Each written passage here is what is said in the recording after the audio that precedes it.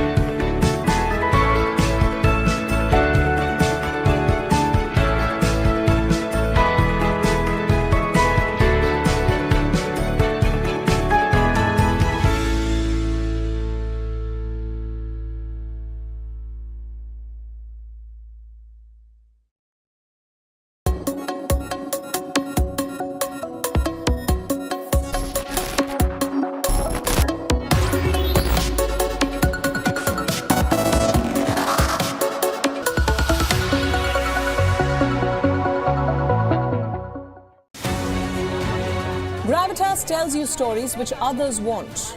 And tonight we will tell you about this new strategic map that is being drawn.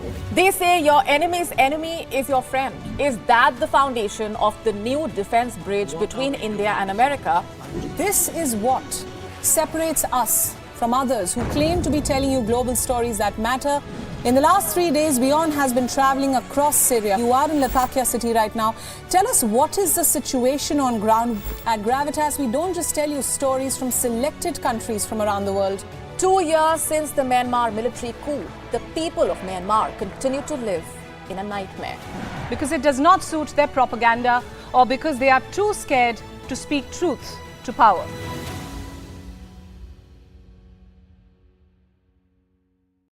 The stress of our world can take a toll on our physical and emotional health. Here, in New York's Catskill Mountains, lies a luxurious place of healing called WION Wellness Center. The WION Wellness Center provides 500,000 square feet of natural methods to manage diabetes, hypertension, chronic pain, obesity, depression, anxiety, and other conditions. We use the traditions of centuries-old natural science from India, yoga, Ayurveda, acupuncture, and naturopathy in personalized programs that help you take charge of your own health. A minimum 5-day stay is recommended for best results.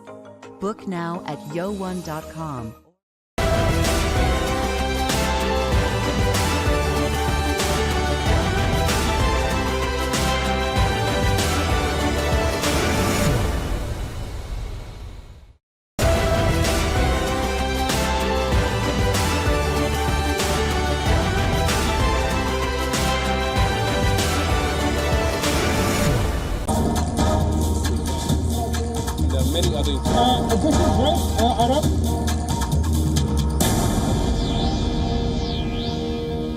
A very good day to you. You're with me, Katie Pilbeam, broadcasting live from the British capital. These are your headlines. Ukrainian President Volodymyr Zelensky is to make an official visit to Warsaw, says Poland, announcing one of his few trips outside his nation battling Russia's invasion.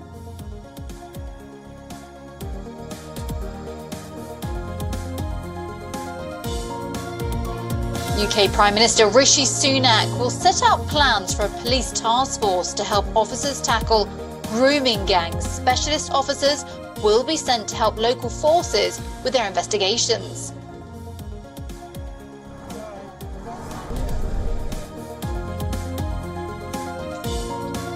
The long queue of traffic waiting to board ferries to France at the English port of Dover eases after a hugely disrupted weekend left some travellers waiting for up to 16 hours.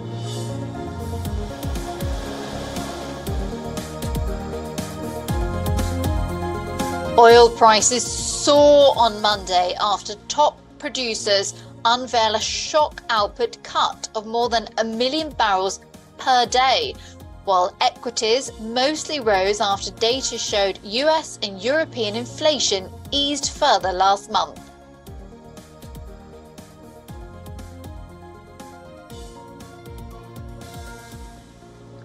Former world number one Daniil Medvedev beats Yannick Sinner in straight sets to win the Miami Masters. This is the 4th tour title for the Russian this year. Here's set a match Medvedev, 2 sets to love. 7-5, 6-3.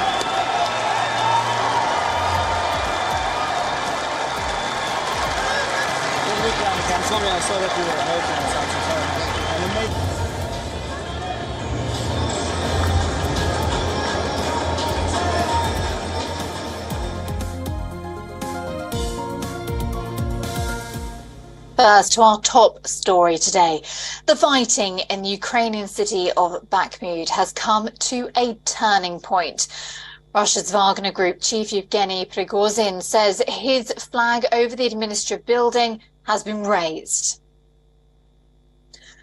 Until now, the Ukrainian authorities have not made any indications that the Ukrainian army says it still holds Bakhmut, while adding that the Russian offense has not stopped in the city.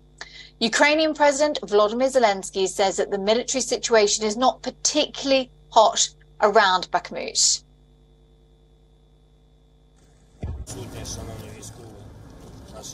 Ukrainian military commanders have said that a Ukrainian counter-offensive backed by the newly delivered Western tanks and weapons is not far away. However, Ukraine is still waiting for the complete delivery, ammunition and Western jets that have been termed as critical by Zelensky. All experts have long labelled Bakhmut as a symbolic city and not a strategic one. But the real question here is, if Bakhmut really falls, how is it going to affect the morale of Ukrainian soldiers? And what will the Ukrainian army prioritise first, counter-offensive or holding the recaptured and available grounds? Well, let's get more expertise now from Scott Lucas, who is a political analyst and professor of international politics at the Clinton Institute, University College Dublin. Thank you very much indeed for your time. So this is a real breaking point from the sounds of it in the situation, in the war in Ukraine. How do you think this is going to play out? Well, I think, first of all, it's very important to deal with confirmed facts versus spin and propaganda. As I speak to you, there is no, and I repeat, no evidence to back up the claim of Yevgeny Prigozhin, the leader of Russia's mercenary Wagner Group, that they control all of Bakhmut, this city in eastern Ukraine. He has made these claims in the past. This morning he makes this claim, but we haven't yet seen the flag over the central administration building in Bakhmut. We don't know if he's referring to just an administration building or just a building. This announcement has as much to do with the infighting between Mr. Prigozhin and other Russian leaders, and in particular, a bombing in St. Petersburg in Russia overnight that killed one of Mr. Prigozhin's allies, a military blogger. The situation for weeks has been that the Russian forces led by the Wagner Group controlled the eastern part of Bakhmut, but Ukrainian forces still held the western part of the city, and there is a river that runs between them, and that river, which is in an open area, had become a killing zone. So I'm going to be very cautious about the announcement and say to you right now that I don't have confirmation of any change in Bakhmut, whereas we're looking at the wider situation, which is this Ukrainian counteroffensive that you've referred to.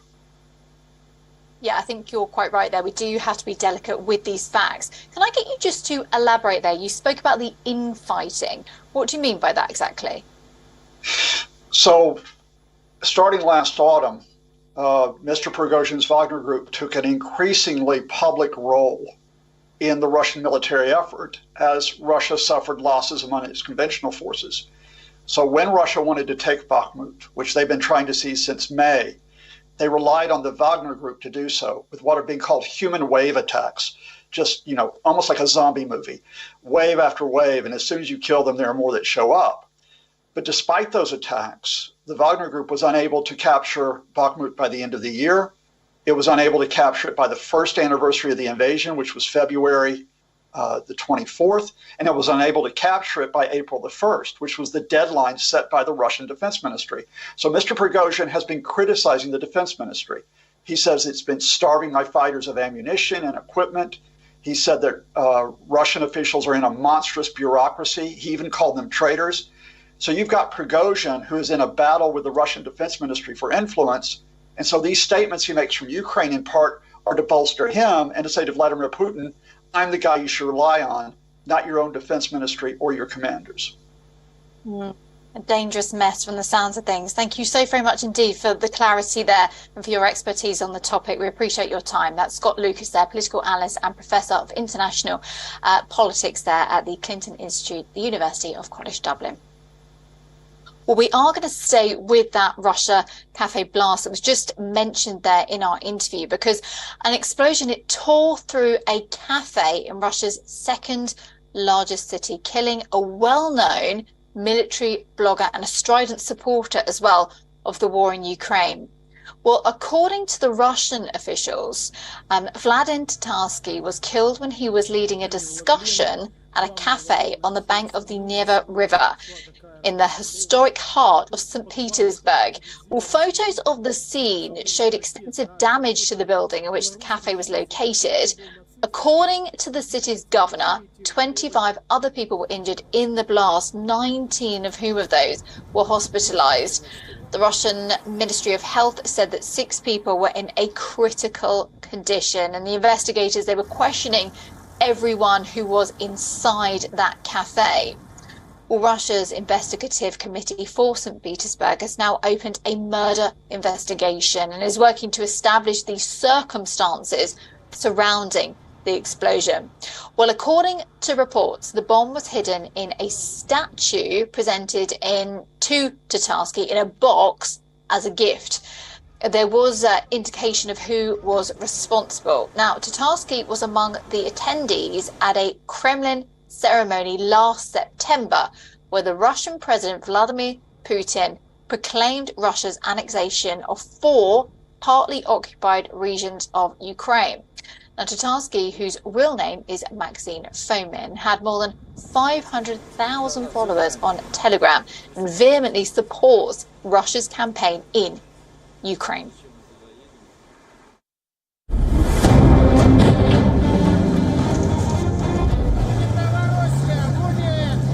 Popular Russian blogger killed in a targeted bomb attack. Killing of blogger in a St. Petersburg cafe sends shockwaves. Wagner Group chief pays tribute to the Russian influencer in Bakhmut. Continuous coverage on WION World is One.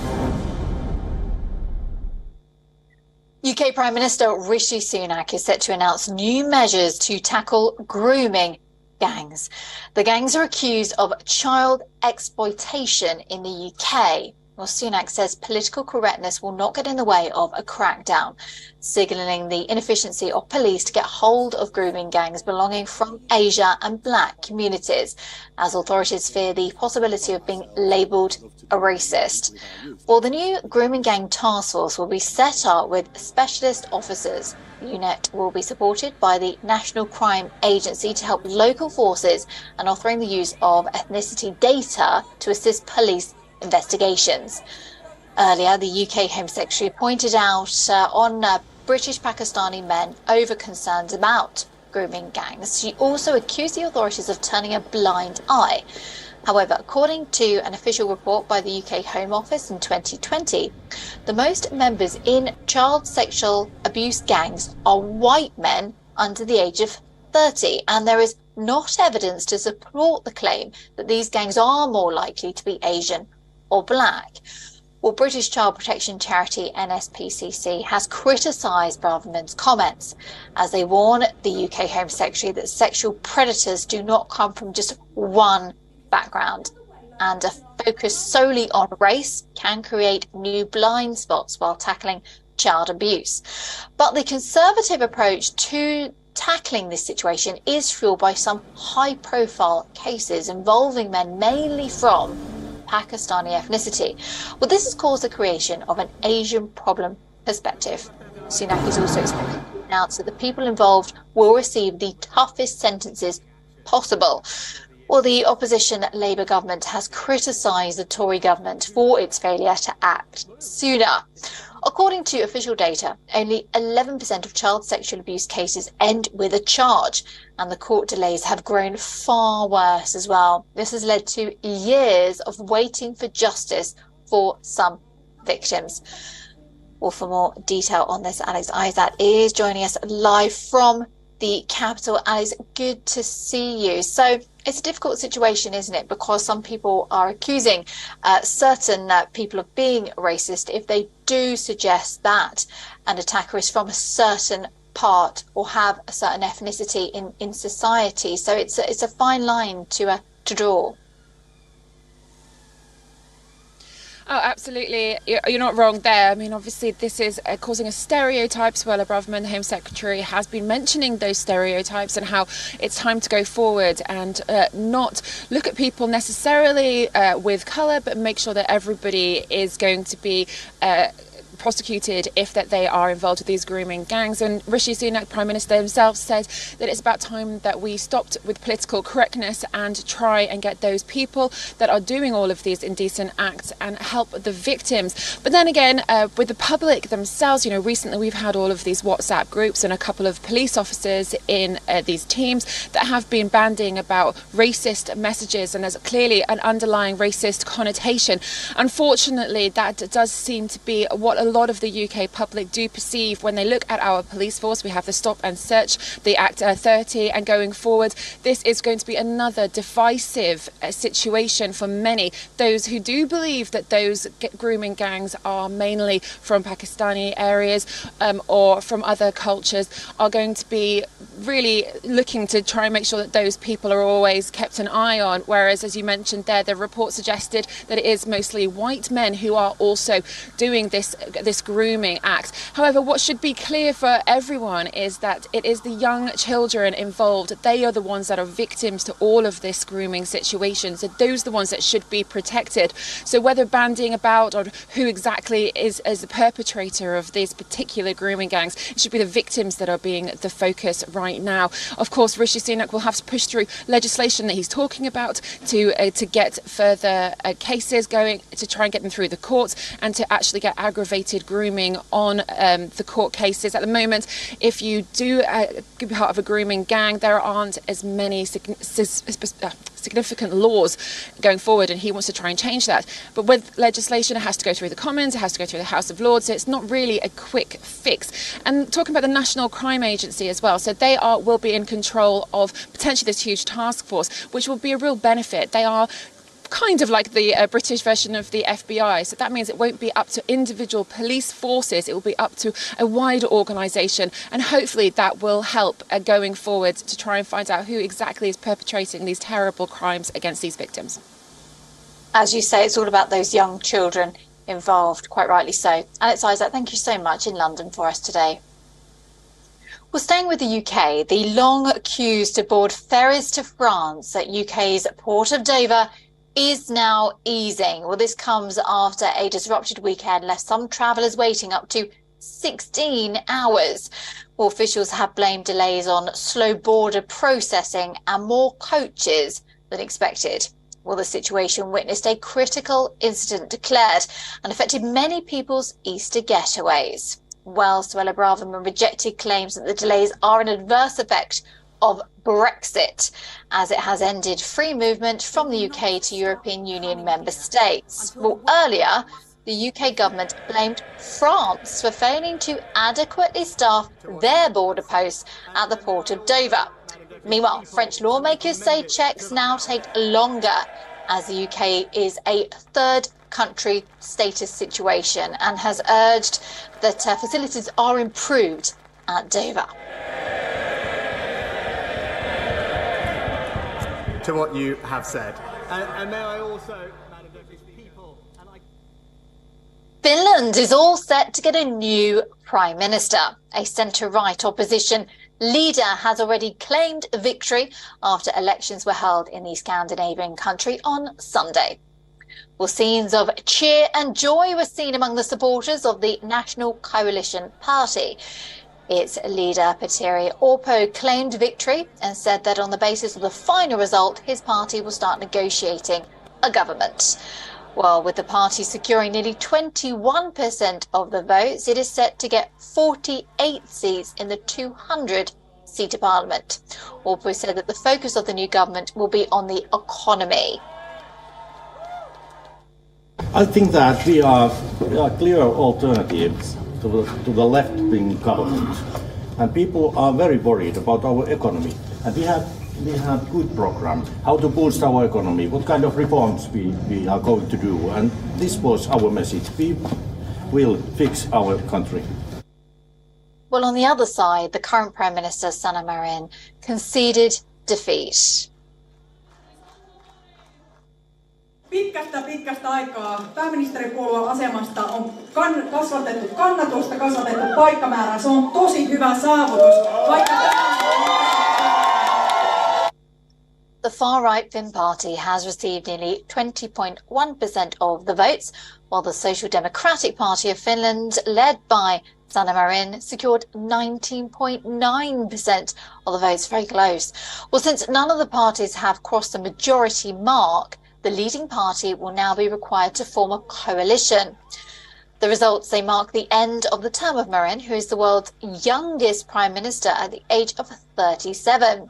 She took office in 2019 and is considered by fans around the globe as a millennial role model for progressive new leaders. Her vocal support of Ukraine has also increased her international visibility. But at home, she faced criticism after a controversy erupted while she was seen partying with her friends. Well, the change of guard is projected in the Baltic nation of Montenegro as well. Long-time incumbent Milo Djukanovic is expected to suffer a crushing defeat to his challenger, Jakov Milatovic, in the presidential runoff.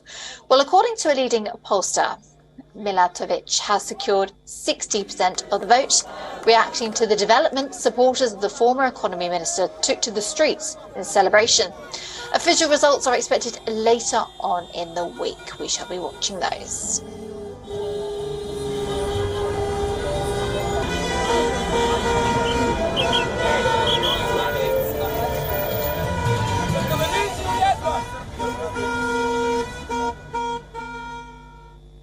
Okay, let's get some sport now. And five-time Premier League champions Chelsea have sacked their manager Graham Potter after less than 7 months in charge.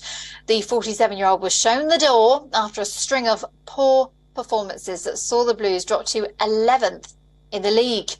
Well, Potter had replaced Thomas Tuchel at Stamford Bridge in September after months after Todd Boehly and his consortium bought the club following sanctions on Roman Abramovich. Well, the club's hierarchy gave the Englishman a 5-year contract and assurances of backing and patience. But it appears that patience ran thin. And Saturday's 2-0 home loss in the winter transfer window said in a statement that they were disappointed to sack Potter. Well, Bruno Salta, who was part of Potter's backroom staff, will be the interim head coach when they host Liverpool on Tuesday, and then get ready to face the holders Real Madrid in the Champions League quarter-finals next week. Well, I understand when you lose at home that the emotion of the game is such that people are going to be disappointed and frustrated and angry. You know, where we are in the league table, no one's happy with. So whatever criticism comes, I have to accept.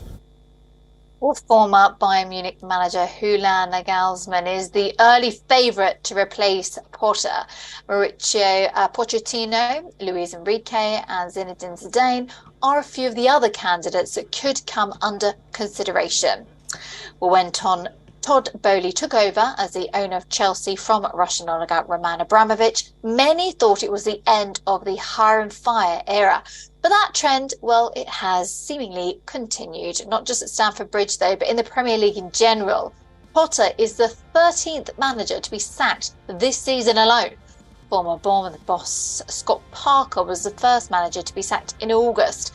Since then, at least one manager has lost his job every single month except for December, but then we had a World Cup on at that point.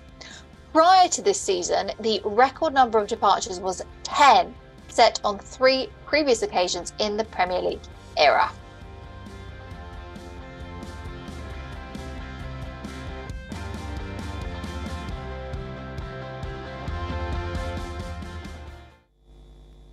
Well, in an era where people twist and twerk to trendy music to gain followers on social media, French pianist Colette Mays is setting her own standards. Mays has been playing the piano for more than a century now and is still drawing thousands of fans on social media. More than a century? Gosh, that's impressive. She's about to release her 7th album, 108 Years of Piano, it's called. Catch her playing some of her notes now.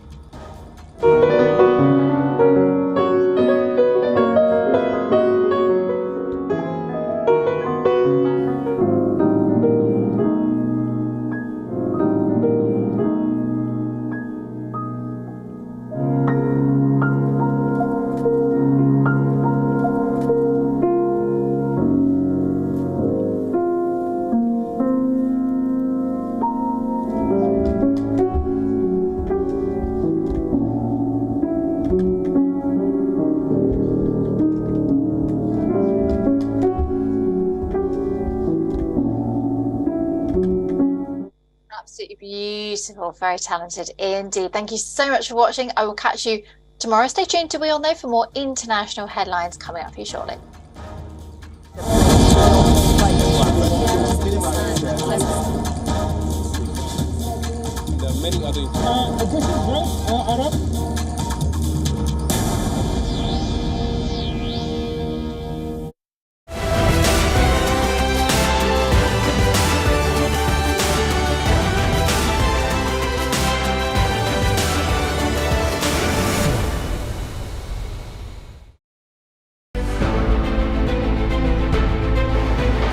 We can hear shelling being done not much far from where I'm standing. We can still hear. Tens of people stand watching their homes, their memories, their lives, and they have no choice other than to stand here and watch them being totally destroyed. You can hear the crowds behind me shouting shame at the police forces for trying to move on the protesters from this square now. أنا اسمه لك إن خير سوى Ukraine for WION. This is Jodie Cohen for WION. This is WION. World is one.